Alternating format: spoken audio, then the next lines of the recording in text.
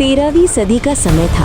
मध्य Asia और Anatolia की धरती लगातार युद्धों से कांप रही थी। इसी दौर में एक ऐसा योद्धा उभरा जिसने इतिहास की दिशा बदल दी।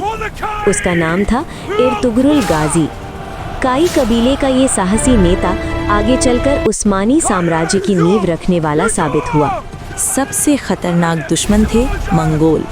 मंगोलों की विशाल सेना के सामने कई सल्तनती घुटने टेक चुकी थीं, लेकिन अर्तुगरुल गाजी ने सेल्जुक सल्तनत की मदद के लिए मंगोलों से सीधा मुकाबला किया। अनातोलिया में सबसे बड़ी ताकत थी बाइजेंटाइन साम्राज्य। अर्तुगरुल ने पहली बार बाइजेंटाइन किलों पर हमला किया और अपने कबीले की ताकत पूरी दुनिया को दिखा दी।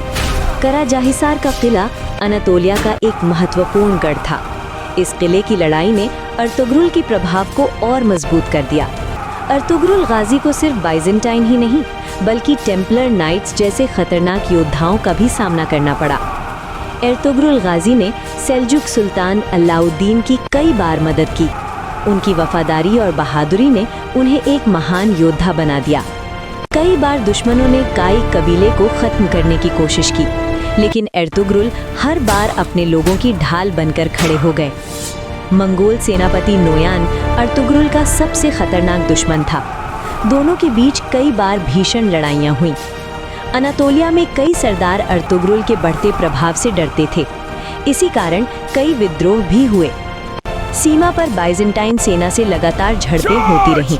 इन लड़ाइयों ने अर्तुगरुल को एक महान सेनापति बना दिया। अपने जीवन के अंतिम वर्षों तक अर्तुगरुल गाजी लड़ते रहे। उन्होंने अपने बेटे उस्मान को एक मजबूत आधार दिया, जो आगे चलकर उस्मानी साम्राज्य की स्थापना की। अर्तुगरुल गाजी सिर्फ एक योद्धा नहीं थे, वो एक ऐसी विरासत थे जिसने इतिहास बदल दिया।